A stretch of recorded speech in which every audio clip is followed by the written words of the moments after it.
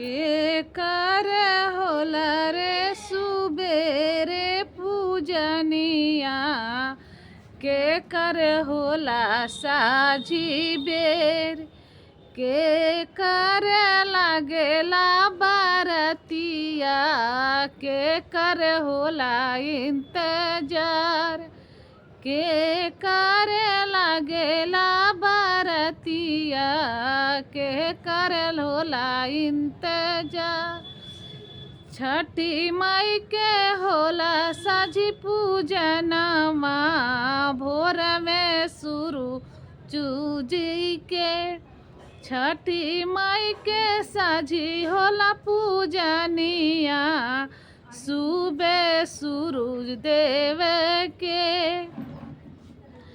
उनही के होला इंतजरवा जब उगी है नाथ।